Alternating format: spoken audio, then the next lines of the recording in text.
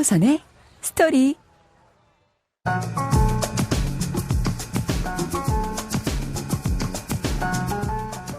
네, 여러분, 봄이라는 단어, 이 단어는 참 어떤 단어를 붙여도 설레고 봄 같습니다.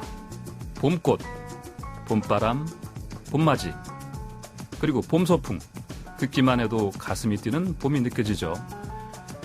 그런데 올 봄은 좀 다릅니다. 사회적 거리두기가 일상인 코로나 봄 코로나. 이 설렘과는 좀 거리가 멀지만은 코로나19의 마지막 고비 함께 넘어가야겠죠. 황금 연휴에도 집콕으로 사회적 거리두기로 멀찍이 서 계실 여러분, 저와의 거리는 가깝게 가져가도 좋겠습니다. 이곳은 황보선의 스토리입니다.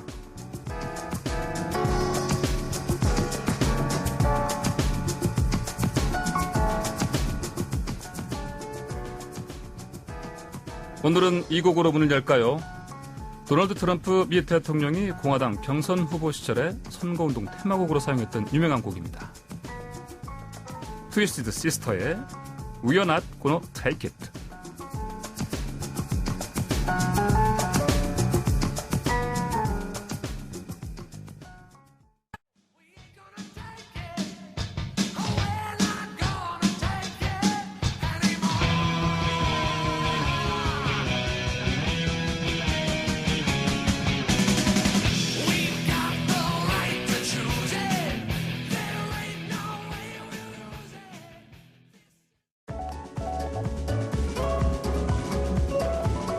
방구석 월드 투어.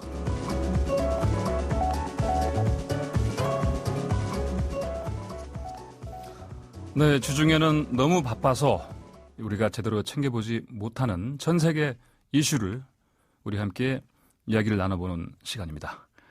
방구석 월드 투어 YTN의 인터내셔널을 담당하는 국제부 조수연 기자와 함께하겠습니다. 안녕하십니까? 안녕하세요. 우리 청취자 여러분께 국제뉴스 그리고 국제뉴스의 행간을 전해주실 텐데 각오 한 말씀 해주시겠습니까? 네, 요즘 글로벌 환경이 급변하고 또 요동치는 시기에 세계 각국의 소식도 사실 굉장히 다양하고 폭넓게 다룰수록 좋을 텐데 이런 생각을 평소에 많이 해왔는데요. 네, 방송 환경에서는 한국이랑 직결된 현안 또 직접 체감하는 게 아니면 국제뉴스 보도에도 한계가 느껴질 때가 있거든요. 그래서 청취자 여러분들께서 매일 접하시는 뉴스 헤드라인 이면에 담긴 이야기들, 그 스토리를 조금 더 풍부하게 전해드리도록 하겠습니다. 자, 잘 알겠습니다. 자, 그러면 대망의 첫 소식인데 이번 주에 가져오신 글로벌 스토리 어떤 내용일까요? 네, 트럼프 살균제 인체 주입 발언이라는 제목으로 국내에서도 많이 보도됐죠. 오늘은 도널드 트럼프 미국 대통령의 이 돌출 발언 후폭풍으로 준비해봤습니다. 그렇군요. 이번 주 미국에서는 트럼프 대통령 살균제 인체 주입. 그냥 들어도 굉장히 무서운 그런 느낌의 이 표현인데 네. 이 발언이 후폭풍이 되게 거세다고 하는데 그 문제의 발언 어떤 상황에서 나온 건지 궁금합니다. 네, 상당한 파문이 뒤따르고 있는 만큼 당시 맥락을 좀 짚어볼 필요가 있지 않을까 싶습니다. 지난 23일 백악관에서 열린 코로나19 태스크포스 브리핑이었는데요. 평소처럼 트럼프 대통령과 TF 핵심 관리들이 차례로 발언을 이어가는 상황이었습니다. 이날은 빌 브라이언 국토안보부 과학기술국장도 배석을 했는데요. 브라이언 국장은 실내에서 온도와 습도를 높이면 코로나19가 빨리 사라진다는 내용의 정부 연구 결과를 소개했습니다. 실내 온도를 21에서 24도, 습도를 80% 정도로 맞추면 바이러스가 2분밖에 버티지 못했다며 코로나19는 고온 다습한 환경에 약하다고 설명했습니다. 이어 바이러스가 표백제와 살균제에 노출됐을 때 빨리 죽었다는 연구 결과를 전했습니다. 이런 말을 한 뒤에 이제 트럼프 대통령이 마이크를 이어받았는데요. 트럼프 대통령은 연구 결과에 큰 관심을 보이면서 코로나19 치료법으로 몸에 자외선을 쬐거나 소독제를 주입하는 것을 검토해보라고 말한 겁니다. 그런데 이 문제의 발언 당시 상황과 워딩을 좀 보면요. 이 몸을 옆으로 살짝 틀어서 옆에 있는 누군가에게 소독제가 1분 안에 바이러스를 소멸시킨다면 몸 안에 주입하거나 세척하는 것 같은 뭐 그런 방법은 없을까요? 이렇게 말을 건넸어요. 네. 카메라에는 그 상대가 비춰지지 않았는데 이후에 파문이 확산하자 백악관 TF의 데보라 벅스 조정관은 새로운 정보에 관한 대통령과 국토안보부 관리의 대화였다고 해명했습니다. 트럼프 대통령이 당시 이 얘기를 한 상대가 브라이언 국장이었고 네. 둘이 의견을 주고받는 수준이었다는 것이죠. 하지만 아무리 그렇다고 해도 대국민 공식 브리핑을 하는 자리였던 만큼 뭐 충분한 해명이 될 수는 없겠죠. 그래서 대통령이 과학적으로 입증되지 않은 치료법을 불쑥 꺼냈다는 것 자체가 부적절하다는 처신이라는 비판이 정치권뿐 아니라 의학계에서도 쇄도했습니다. 자, 그러면 이 미국 국민들 사이에 이런 발언 상당히 큰 혼선을 빚지 않았겠습니까? 네. 현지 분위기 어떻습니까? 예, 이 발언 이후 처음에는 소셜미디어에서 조롱이 이어졌습니다. 캡슐 세제를 입으로 넣는 사진 등 풍자물이 트위터에 많이 올라왔는데요. 이후에는 후폭 풍민이 더 거세졌습니다. 각 주에서 응급 상담 전화로 관련 문의가 폭주했다고 합니다. 코로나19 치료를 위해 살균제를 인체에 주입하거나 복용하는 게 가능한지를 묻는 내용이었는데 메릴랜드주는 어떠한 경우도 살균제를 삼켜서는 안 된다 이런 경고문까지 발표해야 했습니다. 또 뉴욕에서는 독극물 사고 신고 접수가 평소보다 3배 이상 늘어나기도 했는데요. 주로 살균제나 표백제, 또 기타 가정용 세척제에 노출된 사례였습니다. 아니 그러면 이 트럼프 대통령의 이 얘기를 듣고 직접 시도를 해본 사람들이 상당히 많이 있었다 이렇게 볼 수 있겠습니다. 네, 일단 신고 건수로 보면은 그렇게 나타나고 있습니다. 그러면 진짜 그렇게 했을 때 매우 위험한 상태가 될 수 있는데 그러면 대통령의 말 한마디에 그걸 바로 행동으로 옮긴다는 것. 이거 이해하기 참 힘든 것인데 이거 어떻게 봐야 되는 거예요, 이게? 네, 현재 미국이 전 세계 코로나19 환자의 3분의 1 정도를 차지할 정도로 많습니다. 확진자가요.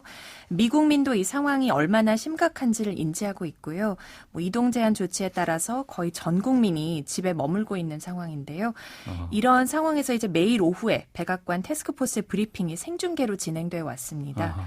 국민 상당수가 집에서 이 브리핑을 지켜보고 있는 만큼 주목도가 매우 높다고 할 수 있죠. 네. 코로나 시국에는 더더욱 그래서 대통령의 말 한마디 한마디가 더 심각하게 받아들여질 수밖에 없을 텐데요. 또 여기에다가 미국의 의료보험 체계도 영향을 미쳤을 수 있다고 봅니다. 네, 미국은 우리나라처럼 전 국민 대상의 공적 의료보험 제도가 없거든요. 네네, 그렇죠. 그래서 이 의료 수가가 높다 보니까 약간 컨디션이 안 좋아서 내과를 간다든지 이런 일이 흔하지가 않습니다. 그래서 사태 초기에는 많은 검사가 이루어지지 않은 것도 바로 이 의료 수가가 높았기 때문이죠. 그렇죠. 근데 트럼프 대통령이 진단 검사를 무료로 전환하기 전까지는 예를 들어서 말씀드리면 개인이 부담해야 하는 비용이 많게는 뭐 2,000에서 3,000달러까지 였다고 합니다. 와, 그럼 우리 돈으로 거의 몇백만 원이 되는 건데. 한 250에서 350만 원대라고 보면 되겠습니다. 지금 환율로 보면요. 그래서 뭐 지금은 미국에서도 진단 검사가 대폭 확대됐지만요. 코로나19를 둘러싼 불안 심리가 여전하다 보니까 어떤 치료법이 있다. 또 뭐 대통령이 더군다나 이 기자회견에서 그렇게 얘기를 했다 하면 직접 시도해 볼 만하지 않을까 하는 이런 생각으로 이어진 게 아닌가 이렇게도 봅니다. 이게 만약에 이전에 그 오바마 대통령의 이른바 오바마 케어가 제대로 시행이 됐다면 사실은 즉 트럼프 대통령이 된 다음에 이 제도를 사실은 이 제도의 취지가 뭐였냐면은 모든 국민이 일단 의료 혜택을 받게 하는 게 어떤 취지였는데 그렇죠. 이 제도를 트럼프 대통령이 취임한 이후에 이걸 사실은 그냥 전격 그 시행 자체를 막아버린 이런 상황이 있었기 때문에 결국은 이런 정말 전 지구적인 이런 팬데믹이라고 하는데 이걸 지금 미국도 피해갈 수 없는 것이고 그러다 보니까 이렇게 정말 진단 자체도 사실 힘들어하는 그런 상황이 됐네요 보니까 참 안타까운 상황입니다. 자, 그런데 이 트럼프 대통령이 사실은 이 코로나 사태 들어서 돌출 발언으로 이제 사실은 또 구설에 오른 게 이번이 처음은 아니죠. 네, 확인되지 않은 코로나19 치료법에 대한 트럼프 대통령의 발언은 이전에도 있었습니다. 앞서 말라리아 치료제인 클로로퀸과 유사한 약물이 치료 효과가 있을 가능성을 수차례 이것도 기자회견에서 수차례 네. 언급을 했습니다. 네. 이 말라리아 치료제에 대해서는 심지어 이 코로나 사태의 국면을 완전히 바꿀 수 있는 아하. 게임 체인저가 될 수 있다. 이렇게 게임 말하기도 했습니다. 그런데 실제로 뉴욕주 임상시험에서 이 치료제는 코로나19에 효과가 없는 것으로 나타난 바 있습니다. 예. 그 표현도 게임 체인저 이런 말 물론 이제 뭐 어떤 말인지 이해는 가지만 네.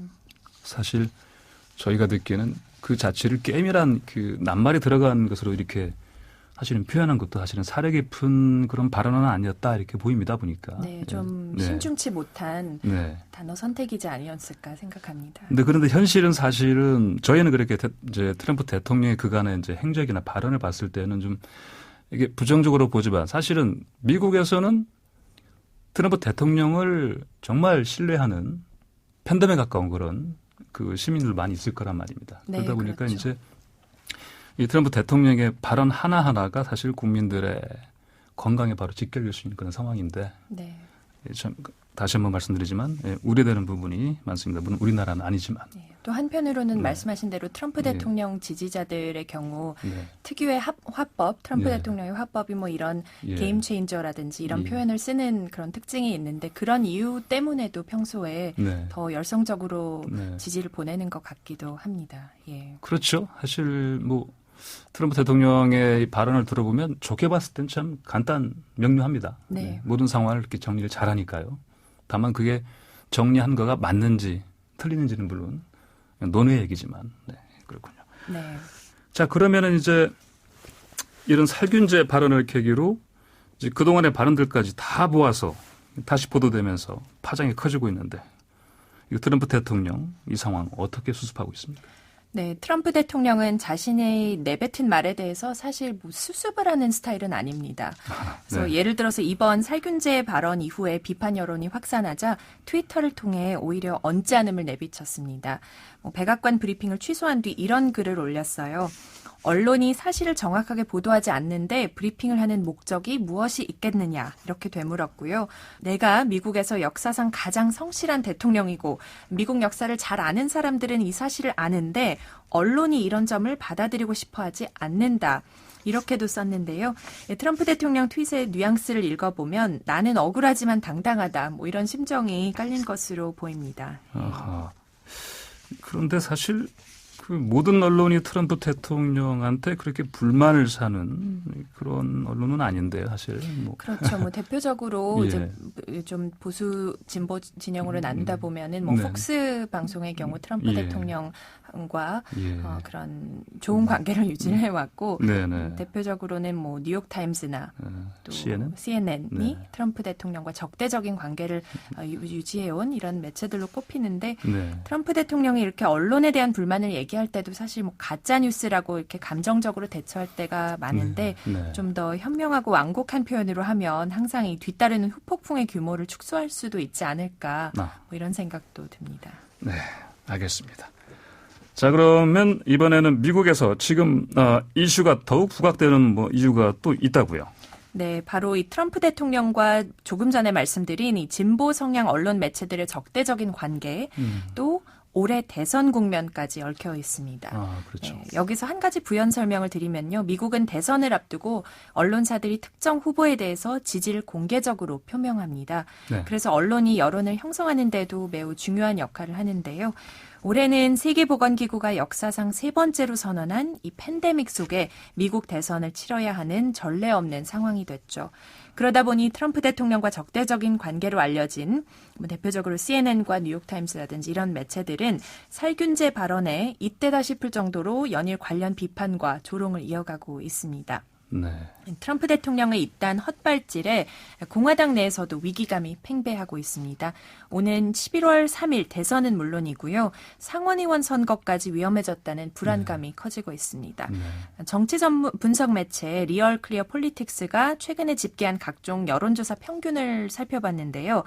트럼프 대통령이 민주당 조 바이든 전 부통령에게 전국적으로 평균 5.9%포인트 밀리는 것으로 나타났습니다. 예. 네.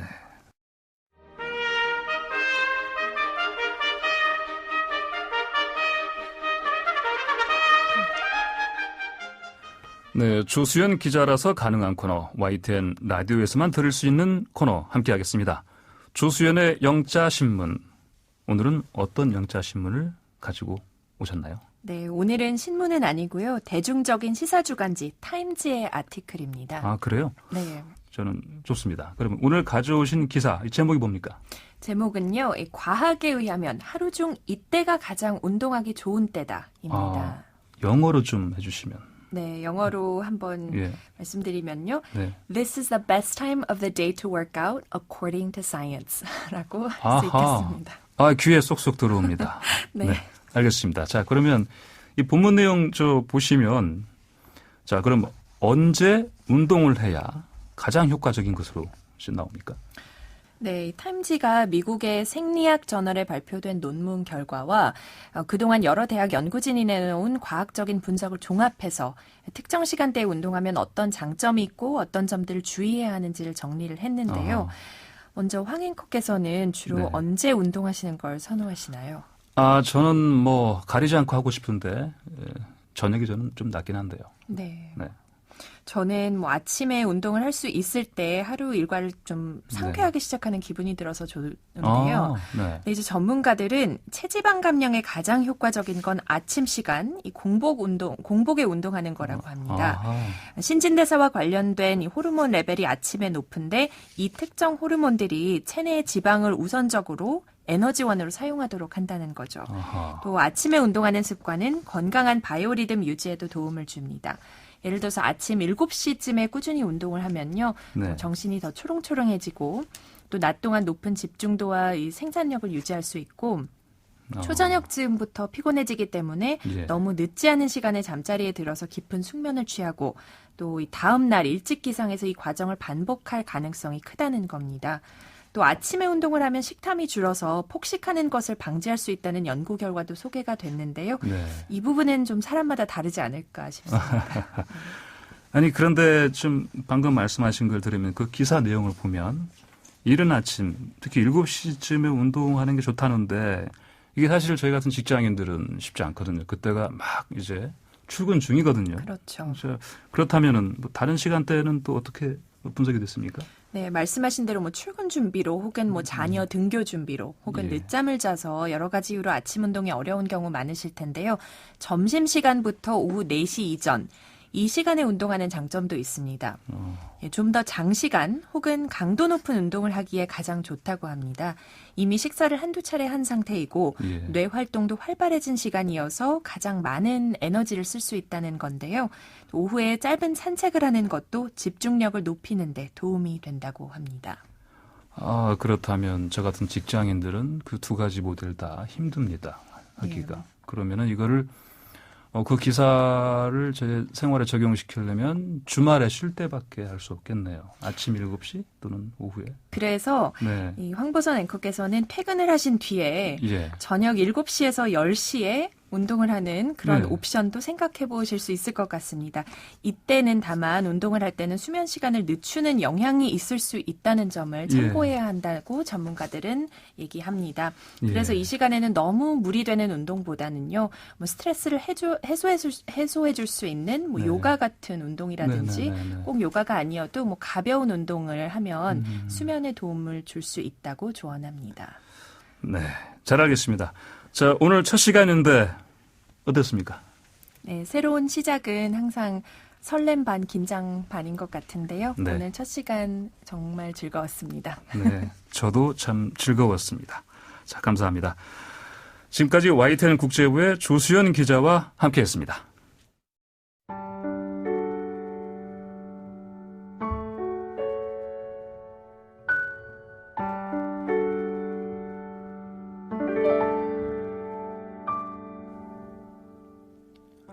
스토리를 담은 뉴스, 첫 이야기는 재봉틀의 귀환입니다.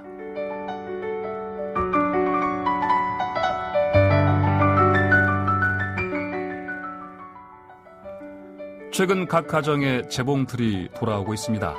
최근 한 30대 초반 직장인 여성이 퇴근해서 집에 들어가는데 두두두 하는 소음이 들려서 깜짝 놀랐다고 합니다.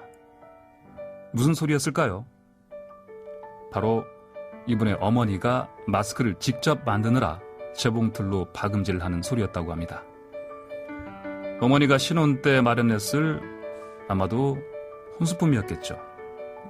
코로나19가 신혼 때 마련했을 이 정말 소중한 혼수품을 사실은 벽장 깊숙이 이렇게 박혀있던 추억의 재봉틀을 소환해낸 것이죠. 딸은 이 애물단지를 진작에 처분을 했을지도 모릅니다. 쓰지 않는 고물이니까요. 그런데 상황이 이렇게 바뀌었습니다.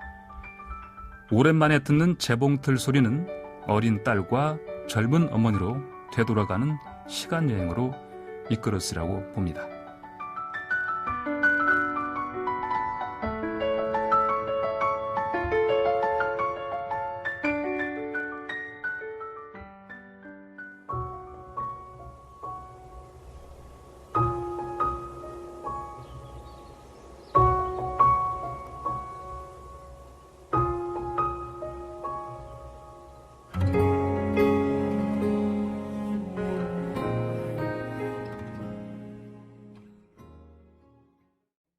네, 함께 들으신 곡은 세정의 꽃길이었습니다. 음악에 앞서 전해드린 스토리를 담은 뉴스, 재봉틀의 귀한 어떻게 들으셨습니까? 아마도 청취자 여러분 가운데에도 비슷한 경험을 갖게 되신 분도 계시리라 봅니다. 마스크 부족 사태가 심각한 유럽 쪽에서도 재봉틀이 부활하고 있는 걸 보면 사람 사는 세상이 많이 비슷한가 봅니다. 예를 들면 코로나 사망자가 2만 명을 넘어선 프랑스에서도 재봉틀로 마스크를 여러 개 만들어서 가족뿐 아니라 주위 사람들에게 나눠준다고 합니다. 이런 마스크 미담을 알리는 기사나 SNS 글이 적지 않게 보입니다. 당장은 코로나19로 사람들 사이에 물리적인 거리가 멀어지고 있습니다만 오히려 마음의 거리는 가까워지고 있는 것 같습니다. 스토리를 담은 뉴스였습니다.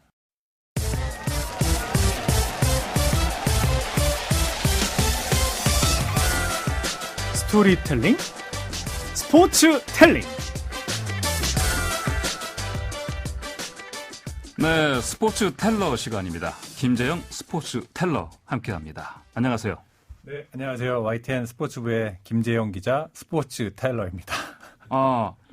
아니 지금 말씀하신 저도 그렇게 얘기를 했지만 네. 스포츠 텔러라는 이런 명칭 저는 처음 들어봤습니다. 네. 이게 뭡니까? 생소하실 텐데요. 요새 아마 이제 스토리텔링 또 스토리텔러 이런 말들은 한 번쯤은 들어보셨을 거예요. 이제 보통 사회에서 일어나는 뭐 뉴스라든지 또 어떤 현상이라든지 이런 것들에 감춰진 이야기나 그거의 맥락을 설명해 주는 걸 보통 이제 스토리텔링이라고 하는데 네. 기본적으로 요새 이제 사람들이 단순히 벌어지는 것보다는 더 많은 그거를 통해 얻을 수 있는 것들이 어떤 가치를 얻을 수 있느냐라는 관심을 가지면 스토리텔링이 이제 대세인데 네. 스포츠가 보통 이제 우리가 인생에 많이 비유되잖아요. 스포츠 경기도 단순히 뭐 승자와 패자가 나뉘는 게 아니라 그 안에 다양한 삶의 단면들이 녹아 있거든요. 그 스포츠를 통해 우리가 뭔가 제가 전하고 싶은 어떤 스토리텔링. 그래서 스포츠와 스토리텔링을 합쳐서 스포츠텔링이라고 이름을 지어봤고요. 네. 그거를 전하는 저는 스포츠텔러라는 제 나름대로 한번 이름을 붙여봤습니다. 알겠습니다. 그럼 하여튼 제가 보기에는 대한민국 최초의 스포츠 텔러. 네. 아직 확인을 안 해봤는데요. 네. 제가 검색해 봐야겠지만 어쨌든 네. 저희끼리는 최초로 하시죠. 네. 네, 일단 그렇게 갑시다. 네. 자, 우리가 뉴스 프로그램에서 이 스포츠를 다루다 보면 보통 경기 결과나 또는 앞으로의 경기 전망 이런 걸 주로 얘기하는데 네. 우리 김재영 스포츠 텔러도 네. 그런 걸 앞으로 얘기해 주시는 건가요? 그런 것보다는 사실 이게 저희가 이제 제가 스포츠텔링 또 스포츠텔러라는 이름을 붙인 이유가 지금이 어떻게 보면 이제 시대적 흐름에 발맞춰서 좀 이 아이디어를 낸 건데요. 네. 이제 우리가 스마트폰을 쓰면서 모바일 시대가 도래하지 않았습니까? 그러면서 최근에 보면 이 스포츠 경기를 예전에는 예를 들어 야구나 축구가 경기가 끝나고 TV를 통한 어떤 스포츠 뉴스를 통해 전달을 받았다면 최근에 이제 모바일 시대가 되면서는 예를 들어 야구 같은 경우는 1회 어떤 뭐 A 선수가 홈런을 쳤다. 그럼 바로 그 하이라이트 영상이 모바일 스마트폰으로 올라옵니다. 예. 그러니까 다시 말해 기존에 저희가 스포츠 기자들이 어떤 단순 결과를 가지고 기사 생산을 해서 모든 경기가 종료 후에 썼던 기사들이 네. 사실상 사람들이 찾을 만한 이유가 존재하지 않게 된 거죠. 예. 그러면서 더더욱더 그 안에 감춰진 어떤 스토리들, 스포츠만이 전할 수 있는 스토리들의 사람들이 더 관심을 갖게 됐거든요. 그래서 앞으로는 어떤 단순한 결과보다는 그 이면에 감춰진 이야기나 또 한 번쯤 우리가 생각해 봐야 되는 그런 스토리 중심으로 스포츠 이야기를 좀 전해드리고 싶습니다. 네, 알겠습니다. 그럼 앞으로 자, 우리가 아직까지 주장하기에는 네. 최초의 스포츠 텔러 김재현 기자께서 네. 앞으로 이 프로그램 황보선의 스토리 네. 청취자분들에게 네, 인생의 단맛, 네. 쓴맛 네. 다 담긴 스포츠 스토리 네. 아주 맛깔나게 전해주시기를 기대해 보겠습니다. 네, 열심히 하도록 하겠습니다. 네. 자, 그럼 이번 주 풀어주실 스포츠 스토리 뭡니까? 아무래도 지금이 이제 코로나19로 전 세계가 힘들어하는 시기이기 때문에 코로나19와 스포츠 얘기를 뭐 안 할 수가 없을 것 같은데요. 네. 사실 이 코로나19의 직격탄을 맞은 분야가 여러 가지가 있는데 그중에 대표적인 게 스포츠를 빼놓을 수가 없습니다. 뭐 아시다시피 전 세계 대부분의 프로스포츠가 지금 중단이 됐고요. 네. 심지어 올림픽까지 지금 연기가 됐지 않았습니까? 네네. 그러니까 근대 올림픽이 태동한 이후에 올림픽이 취소된 적은 있지만 연기된 적은 한 번도 없었어요. 그만큼 어떻게 보면 초유의 이례적인 상황이다라고 네. 좀 할 수 있을 것 같고요. 네. 그로 인해 파생되는 뭐 경제적인 손실 또 어떤 사람들이 느끼는 뭐랄까 심리적인 어떤 박탈, 공허함 뭐 이런 네네. 것들 네네. 굉장히 좀 피해가 크기 때문에 네. 이 코로나19 사태의 스포츠의 현재 그리고 미래를 한번 좀 짚어보고 싶습니다. 네, 말씀하신 대로 사실 이 올림픽이 지금 말씀하신 것처럼 1년쯤 연기되는 거죠. 네, 그렇습니다. 이런 상황은 사실은 처음인 거고. 그러니까 우리가 네. 보통 지금 전 세계적으로 뭐 각국의 정상들이 우리 문재인 대통령도 얘기하셨습니다만 지금 이 코로나 사태를 전쟁에 많이 비유를 하거든요. 네. 근데 올림픽이 아까 제가 취소된 적은 있다고 말씀드렸잖아요. 마지막으로 취소했던 게 2차 세계대전 당시였어요. 그렇죠. 네. 그러니까 어떻게 보면 지금의 상황에서 우리가 뭐 실제적으로 물리적인 전쟁이 날 수 있는 가능성이 낮다라는 전제로 말씀을 드린다면 네. 앞으로의 뭐 제3차 세계대전, 제4차 세계대전, 제5차 세계대전은 네. 이런 바이러스를 통한 네. 어떤 전쟁으로 어떻게 보면 전쟁의 개념이 예. 바뀌는 예. 것까지 조금 생각을 해봐야 되는 시점이 아닌가 네. 생각이 들고요. 이 말씀을 드린 건 올림픽이 연기된 게 처음이기 때문에 그만큼 전쟁 이후에 어떻게 보면 전염병과의 전쟁으로 네. 연기가 된 최초의 사례라고도 네. 정의할 수 있을 것 같습니다. 네, 알겠습니다. 자, 말씀하신 대로 스포츠 경기가 자, 이 올림픽도 연기가 됐고 거의 모든 경기가 지금 중단됐습니다. 네. 자, 그러면 스포츠 기자들은 요새 어떻게 지냅니까? 뭐 빈둥빈둥 노시는 건가? 이렇게 얘기하시는 분들이 굉장히 많으세요. 아니 네. 경기 취소됐는데 일할 네. 게 없지 않느냐? 예, 뭐 한가하지 않냐? 예, 월급은 예. 나오냐? 이런 예. 말씀들 많이 하시는데 네. 반대입니다. 왜냐하면 네. 저희도 어쨌든 기자이고 또 기자이기 전에 또 직장인이니까 네. 뭔가 아이템을 채워야 되지 않겠습니까? 예, 예. 근데 경기가 없다 보니 네. 기존에는 사실 지금 이제 3월에서 한 5월까지가 예. 스포츠 기자들이 가장 바쁜 시기예요. 그러니까 예. 뭐 국내 프로야구뿐만 아니라 해외 경기들이 지금 거의 쏟아져 나오는 시기거든요. 네. 근데 경기가 없다 보니까 뭔가 컨텐츠는 채워야 되고 예. 그러다 보니 일단은 올림픽 관련 연기 때문에 외신 주진이라 굉장히 좀 바빴고요. 예. 때 아닌 영어 공부도 조금 많이 해야 되는 그런 아하. 상황이었고 어허. 그러다 보니까 어떻게 보면은 육체적으로는 평상시보다는 조금 여유로울 수 있지만 정신적인 스트레스는 뭔가 컨텐츠를 만들어내야 기사를 만들어내야 된다라는 그런 네. 정신적인 압박감은 네. 굉장히 컸습니다. 지금도 크고요. 아니, 그럼 이 스포츠 기자들의 건강을 위해서라도 이 코로나 사태가 빨리 네. 해결이 돼야겠네요, 보니까. 근데 어쨌든 지금 이제 서서히 다음 달을 시작으로 해서 뭐 프로스포츠들이 대부분 재개되는 움직임들을 보이고 있어서 네. 일단 저희는 한숨은 돌렸습니다. 네, 알겠습니다. 자, 이 코로나로 스포츠 경기가 중단되기 시작한 게 지난달부터였죠? 그렇습니다. 이르게는 한 골프는 한 2월 말부터였고요. 네. 유럽 축구가 뭐 한 3월 중순 또 미국도 뭐 NBA나 메이저리그 개막 연기가 됐던 게 대부분 이제 지난달이었는데 네. 사실 이 스포츠가 중단되는 이런 현상들이 어떻게 보면 코로나 이 사태가 언제까지 지속될 것이냐를 예측할 수 있는 가늠자 역할을 했어요. 아하. 무슨 말씀이냐면 예.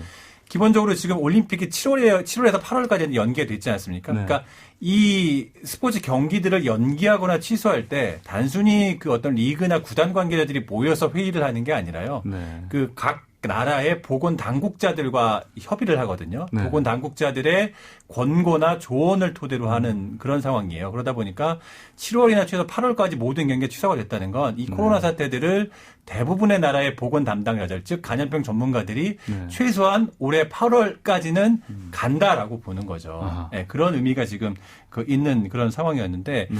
흥미로운 부분은 사실 지난달 초까지만 해도 유럽 같은 경우는 특히 유럽 하면 축구지 않습니까? 그렇죠. 유럽은 사실 이 코로나 사태를 그때는 유럽이 심하지 않을 때였어요. 이러다 보니까 뭐 중국 또는 아시아인들의 어떤 전염병이다라는 약간 인종차별적인 그런 느낌이 굉장히 강했어요. 예. 그러다가 3월 중순을 기점으로 이제 갑자기 급작스럽게 늘게 됐었는데 네. 3월 초에 잉글랜드 프리미어리그하고 이제 모여서 회의를 한번 했었어요. 이제 유럽에서도 조금씩 확산되는 시점이었는데 우리는 그때 뭐 신천지나 이런 문제 때문에 굉장히 정말 아주 큰 문제인 상황이었죠. 그때 모이고 나서 회의 결과를 발표할 때 프리미어리그 사무국이 뭐라고 그랬냐면요. 네. 우리가 리그를 중단할 어떠한 합리적인 이유도 있지 않다. 아하. 라는 얘기를 했어요. 저는 이 발표 내용을 보면서 이들이 예. 아직 상황을 제대로 파악을 못하고 약간의 오만함이 네. 좀 있구나라는 생각을 했거든요. 그러고 나서 그 발표 후 불과 한 일주일 정도 후에 정말 급속하게 확산이 되기 시작했고요. 네. 결국은 한 일주일 정도 지나고 나서는 리그를 중단하는 네. 사태까지 이르게 됐었죠. 어떻게 보면 유럽이나 미국 쪽에서는 초기 대응에 실패한 어떤 그런 원인 중에 하나는 네. 그들만의 약간 오만함도 조금은 예. 있지 않았나라는 네. 제 개인적으로 좀 생각을 해봅니다. 네, 알겠습니다. 자, 지금 말씀하신 이 스포츠 경기 중단 대부분이 사실은 우리가 이게 프로란 말을 붙이지 않습니까? 네. 그래서 돈이 사실은 연결되어 맞습니다. 있는 그런 분야인데 그러면 경제적인 피해가 엄청날 것 같은데 어떻습니까? 뭐 엄청나죠. 일단 기본 단위가 조 단위부터 시작을 해야 한 상황인데요. 예. 일단 앞서 말씀드린 도쿄올림픽 같은 경우는 1년 연기하면서 지금 추가로 그러니까 추가로 부담해야 되는 비용이 뭐 적게는 3조 원, 많게는 한 7조 원 이상까지 지금 예상이 되고 있고요. 뭐 앞서 설명드린 이제 영국 프리미어리그 같은 경우가 1년에 국내 이제 중계권료만 한 3조 원 규모가 돼요. 거기에 해외 중계권까지 합치면 뭐 5조에서 한 6조 원이 되거든요. 근데 지금 한 팀별로 한 9경기에서 10경기 정도 남겨놓고 있는데 네. 만약에 지금 상황에서 취소가 된다면 중계권료만 한 1조 원 정도를 환불해야 되는 그런 상황이고요. 또 입장권 수익 같은 경우도 메뉴 같은 이런 빅클럽들이 한 경기에 벌어지는 입장권 수익만 한 60억 원 정도 돼요. 아, 그렇게 컸습니다. 예. 그러니까 38라운드로 하니까 홈 경기가 한 19경기로 잡으면 예. 단순 계산해도 뭐 한 1,000억 넘게 2,000억 가까이 되는 네. 금액을 날릴 수 있는 예. 그러니까 그 손실을 볼 수 있는 그런 규모이고요. 예. 경제 전문지인 포브스가 전망을 했는데 미국 NBA 그리고 북미 아이스하키인 NHL 그리고 메이저리그 등 3대 리그의 그 TV 중계 광고 수입이 코로나로 감소하는 지금 예상 금액이 1조 2천억 원입니다. 그러니까 아까 제가 앞서 기본 1조, 그러니까 조 단위부터 시작한다고 말씀드렸는데, 그러니까 이게 스포츠가 단순히 그냥 경기가 열리지 않는구나라는 게 아니라요. 이 뒤에 엄청난 산업이 있고요. 지금 이게 어떻게 보면 제가 비유를 하자면 자동차 산업하고 비슷하다고 보시면 돼요. 예. 자동차 공장이 현대차가 멈추는 순간 네. 거기에 하청업체들이 굉장히 많지 않습니까? 네, 그렇죠. 축구도 똑같습니다. 그러니까 만약에 축구 경기가 열리지 않으면 거기에 딸려 있는 뭐 티켓 판매원, 뭐 청소하시는 분들, 네. 그 앞에 펍이나 어떤 식당 예, 예. 운영하시는 분들부터 그렇죠. 시작해서 거기에 파생되는 어떤 그 경제적인 어떤 그런 뭐랄까요? 그런 분들의 피해가 예. 뭐 보통이 아닙니까? 그러니까 단순히 계산했을 때는 1조 뭐 조단위지만 네. 그 이면에 있는 것까지 생각한다면 뭐 어떻게 좀 측정할 수 없는 네. 그런 경제적인 손실이 불가피한 그런 상황이라고 할 수 있죠. 아, 그렇군요. 자, 그러면 또 이 스포츠라는 거는 또 우리 팬들이 있기 때문에 또 존재하는 네. 그런 분야인데 스포츠 팬들 입장에서는 너무너무 답답한 네. 사실 상황입니다. 그렇지 않습니까? 스포츠 좋아하시죠? 아, 물론 좋아하죠. 요새 경기 안 열리니까 밤에 어떠세요? 사실 이전에는 이제 프리미어리그 이를테면 손흥민이 예, 출전하는 예, 경기가 예. 있으면 밖에서 술자리가 있더라도 예. 제쳐놓고 들어가서 그렇죠. 경기를 저는 보곤 했습니다. 예. 지금은 그러질 못하니까 그렇죠. 밖에서 술 먹는 횟수가 더 늘어났고 네. 제 건강에도 별로 좋지 않은 상황입니다. 네. 물론 자기가 응원하는 팀이 질 경우는 또 스트레스를 받는 경우는 있지만 이 네. 스포츠가 단순히 어떤 뭐 아까 말씀드린 경제적인 그런 손실보다도 네. 어떤 일상에서 사람들에게 주는 어떤 그런 뭐 긍정적인 분들이 굉장히 많이 있거든요. 어떤 삶의 위안이 되기도 하고 스포츠 보는 낙으로 또 어떤 직장 생활을 하시는 분들도 꽤 많이 계시고요. 그럼요. 지금 네. 경기 자체가 아무것도 열리지 않다 보니까 네. 가뜩이나 지금 바깥 생활을 못하는 사회적 거리두기 때문에 이런 상황에서 경기마저 열리지 않으니까 네. 사람들이 느끼는 어떤 심리적인 위축 이런 것들이 굉장히 크다고 해요. 그래서 유럽이나 국내에서 무관중으로라도 경기를 해서 TV를 통해 경기를 방송을 해야 된다라고 주장하는 이유 중에 하나도 네. 사람들의 어떤 심리적인 부분들을 좀 치유해야 되는 그런 부분들의 목적도 굉장히 크다고 할 수 있습니다. 아, 그렇군요. 자, 그러면 우리가 흔히 요즘 그런 표현 많이 나오죠. 포스트 코로나. 즉 네. 코로나19 이후에 대한 기사도 사실은 많이 보이는데 네. 이 포스트 코로나 시대 스포츠의 일상 어떻게 바뀔 것으로 전망하십니까? 요새 뉴스 보시면 이제 많이 들으시는 단어가 아마 뉴노멀이라는 말 한 번쯤 들어보셨을 네, 거예요. 그렇죠. 이게 이제 2008년 그 김용위기 이후 나온 경제 용어인데 이제 네. 새로운 어떤 기준, 표준이 어떤 위기를 겪으면 새롭게 바뀐다라는 그런 의미거든요. 근데 네. 스포츠 역시 마찬가지입니다. 지금 코로나19가 아까 제가 이제 스포츠 경기 중단 사태가 가늠자 역할을 한다고 얘기를 말씀을 드렸는데요. 예. 지금 이 방역 전문가들이나 감염병 전문가들이 공통적으로 전 세계적으로 하는 얘기가 뭐냐면요. 코로나19는 네. 백신이나 치료제가 개발이 되지 않는 한 계속 간다라고 얘기를 하고 있어요. 예. 길게는 2025년까지 갈 거라는 굉장히 조금 네. 예상하고 싶지 않은 그런 전망도 나오고 있고요. 네. 뭐 올 가을에 치료제나 백신이 나온다고 하지만 네. 지금 코로나가 이게 좀 변이를 일으키는 변종이지 않습니까? 그러다 그렇죠. 보니까 그럴 경우 치료제나 백신이 또 무효할 수도 있다라는 얘기가 나오고 있는 상황이기 때문에 네. 스포츠 경기는 앞으로도 무관중 경기로 열릴 가능성이 굉장히 크고요. 무관중 경기가 어떻게 보면은 일상이 될 수도 있는 그런 상황이 올 것 같고요. 지금 나오는 얘기는 전반적인 추세는 그 국내도 그렇고 해외도 그렇고 지금 현재 지금 코로나가 확산된 지역은 다 북반구거든요. 예. 여름이 되면 이게 이제 그 추워지는 남반구로 내려갔다가 네. 다시 북반구가 겨울이 되는 가을 겨울에 다시 북반구가 다시 재유행을 할 것이다라는 네. 그런 지금 전망들이 나오고 있는 상황이기 때문에 네. 이 당분간 무관중 경기는 어떻게 보면 포스트 코로나 시대 스포츠 경기의 네. 뉴노멀 즉 일상 기준이 될 거라고 거의 뭐 확실하다고 조금 말씀을 드릴 수 있을 것 같고요. 네. 또 여러 가지 면에서 봐서 어떤 그 경기하는 방법에 있어서도 네, 네, 네. 기본적으로 접촉을 하면 안 되다 보니까 네. 뭐 예를 들어 뭐 예전에 했던 악수라든지 하이파이브는 이미 다 금지가 돼 있는 상황이고요. 심지어 네. 위생장갑을 끼고 경기를 하겠다라는 아이디어도 나오고 있고요. 또 네. 한편에서는 축구 같은 경우 워낙 접촉이 많다 보니까요. 예. 마스크를 끼고 경기를 하자라는 얘기까지 실제로 지금 나오고 있고요. 예. 이게 뭐 실제 어떻게 뭐 진행이 될지는 조금 불투명합니다만 여러 가지 면에서 아마 스포츠에도 큰 변화가 예상이 되고 있습니다. 네, 그러니까요. 자, 그러면 또 우리가 저 부분도 볼 수밖에 없어요. 스포츠 산업의 이 경제적인 피해를 알아봤지만 이 구단 수익이 주면 자연스럽게 선수의 몸값, 연봉도 사실은 조정을 해야 되지 않을까. 그렇습니다. 네네. 가장 대표적인 게 지금 메시 선수 아시죠? 이 선수 네. 연봉이 1년에 거의 한 1,000억 정도로 지금 추정이 되고 있거든요. 예.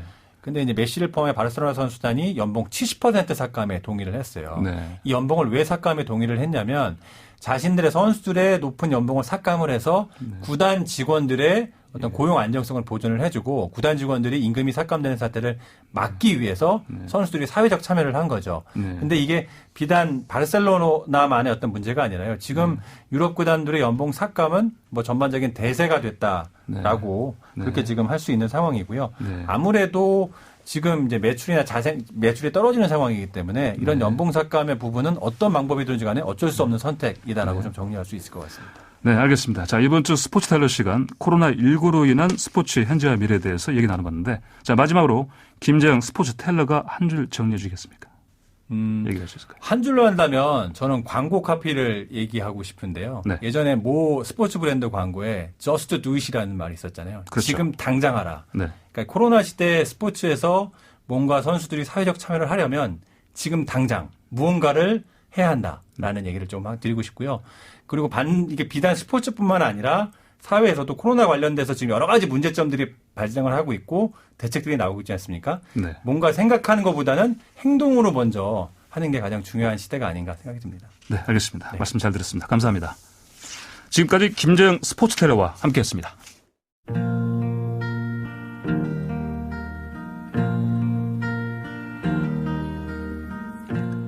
황보손의 스토리 첫 일요일 코너 여러분께서 재밌게 잘 들으셨는지 모르겠습니다. 앞으로 일요일 아침 청취자 여러분께 딱 휴일에 필요한 만큼의 에너지를 재미난 시사 이야기로 드리고 싶은 게 제 바람입니다. 저로서는 이번 주 첫 만남의 설렘으로 청취자 여러분과 쭉 함께하고 싶습니다.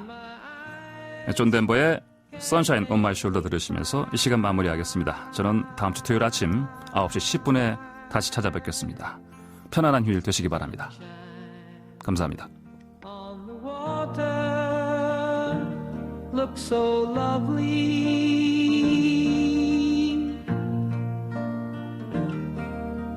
Sunshine almost always makes me high.